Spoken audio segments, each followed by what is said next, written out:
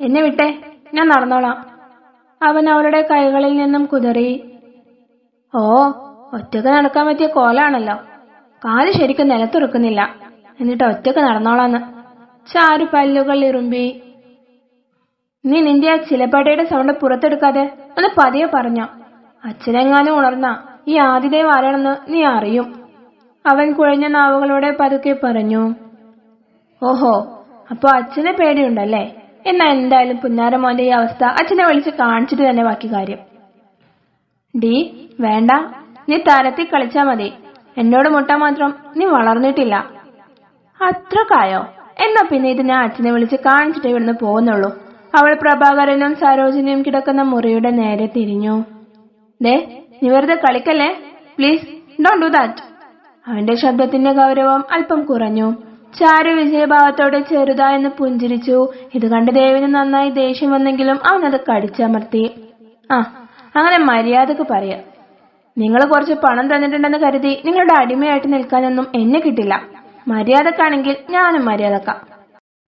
ചാരു തിരിച്ച് അവനെയും കൊണ്ട് ലിഫ്റ്റിന്റെ അടുത്തേക്ക് നടന്നു. എന്റെ കൈവിട്ടെ, ഞാൻ പറഞ്ഞില്ലേ എനിക്ക് നിന്റെ സഹായമൊന്നും വേണ്ട. ഞാൻ ഒറ്റയ്ക്ക് നടന്നോണ്ട്. വേണ്ടെങ്കി വേണ്ട. ചാരു അപ്പോൾ തന്നെ അവന്റെ കയ്യിൽ നിന്നും പിടിവിട്ടു. കുറച്ച് വീര്യം കൂടിയ മദ്യമായിരുന്നു അവനൊന്ന് കുടിച്ചിരുന്നത്.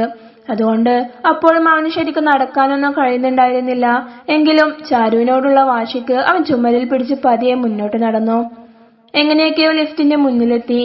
പക്ഷേ അത് തുറക്കാൻ വേണ്ടിയുള്ള ബട്ടൺ എത്ര തന്നെ അമർത്തിയിട്ടും അവനതിന് കഴിയുന്നില്ല. കാരണം കണ്ണുകൾ ശരിക്കും തെളിയാത്തത് കൊണ്ട് അവന്റെ കൈകൾ ബട്ടണിലേക്ക് എത്തുന്നുണ്ടായിരുന്നില്ല.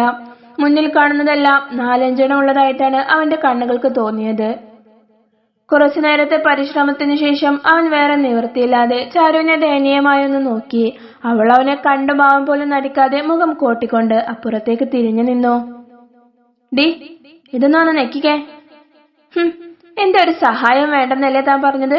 ഇനി വേണമെങ്കിൽ ഇയാൾ ഒറ്റക്ക് അങ്ങ് പോയാ മതി. അത് പറഞ്ഞ അവളെ ദേവ് രൂക്ഷമായി ഒന്ന് നോക്കി.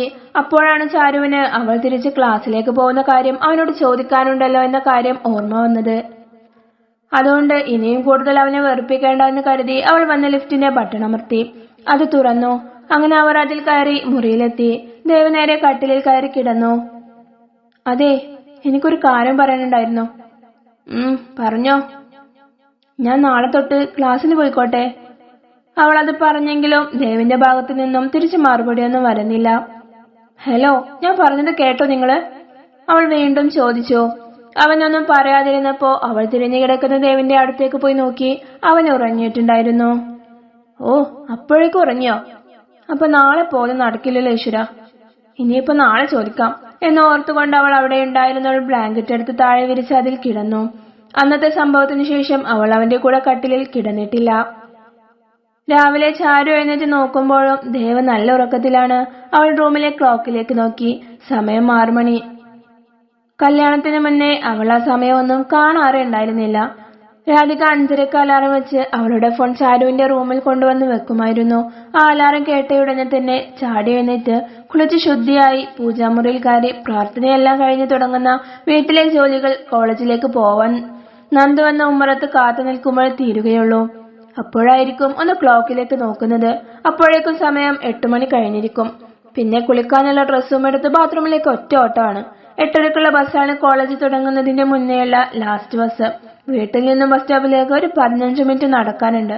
അതുകൊണ്ട് തന്നെ ഒരു 8:15 ഇറങ്ങിയാലേ ആ ബസ് കിട്ടുകയുള്ളൂ. അവശേഷിക്കുന്ന 15 മിനിറ്റിൽ അവൾ കുളിയും ഒരുങ്ങലും എല്ലാം കഴിച്ച് പുറത്തേക്കിറങ്ങും. നനഞ്ഞ മുടി 2 സൈഡിൽ നിന്നും ചെറുതായി എടുത്ത് അവിടെ വളരെ ചെറിയൊരു ക്രാബും ഇട്ട് കണ്ണിൽ കരിമേശം ഇടുന്നതായിരുന്നു അവളുടെ ഒഴുക്കം. വീട്ടിലെ അടിക്കലും തുടക്കലും അലക്കലും ഭക്ഷണം ഉണ്ടാക്കലും എല്ലാം ചാരു തന്നെയാ ചെയ്തുകൊണ്ടിരുന്നേ. അഥവാ എന്തെങ്കിലും ദിവസം കോളേജിൽ പോകുന്ന മുന്നേ എന്തെങ്കിലും പണി ബാക്കിയുണ്ടെങ്കിൽ അന്ന് പിന്നെ രാധിക അവൾക്ക് ഒരു സമാധാനവും കൊടുക്കില്ല. അവരുടെ പ്രവൃത്തികൾ കണ്ടിട്ട് നന്ദു പോലും പല തവണ ചോദിച്ചിട്ടുണ്ട്, അവർ ശരിക്കും നിന്റെ അമ്മ തന്നെയല്ലേ എന്ന്. അന്നവൾ നന്ദുവിനോട് ദേഷ്യപ്പെടുമായിരുന്നു. അതെല്ലാം ഒരു മകളുടെ കടമയാണെന്ന് പറഞ്ഞ് അവളോട് വാദിക്കുമായിരുന്നു. പക്ഷേ ഇപ്പൊ അവൾക്ക് അതെല്ലാം ഓർത്ത് പശ്ചാത്താപമുണ്ട്. പണത്തിനു വേണ്ടി അവളുടെ ജീവിതം ബലിയാടാക്കിയ അവർക്ക് വേണ്ടി അതെല്ലാം ചെയ്തു കൊടുത്തതിൽ അവൾ ഖേദിക്കുന്നുണ്ട്. ക്ലോക്കിൽ 6 മണി കണ്ടതും ചാരു ഒന്നുകൂടി പുതപ്പ് മുഖത്തേക്ക് വലിച്ചിട്ട് അവിടെ തന്നെ കിടന്നു. കാരണം ആ വീട്ടിൽ അത്ര നേരത്തെ എഴുന്നേറ്റ് പ്രത്യേകിച്ചൊന്നും ചെയ്യാനില്ല എന്ന് അവൾക്ക് മനസ്സിലാക്കിയത്. പക്ഷേ കുറെ കാലങ്ങളായി ആ സമയത്ത് എഴുന്നേറ്റ് ശീലിച്ചതുകൊണ്ട് പിന്നെ അവൾക്ക് ഉറക്കം കിട്ടിയില്ല. അപ്പോ പിന്നെ ചാരു കിടക്കുന്നിടത്ത് നിന്നും എഴുന്നേറ്റു.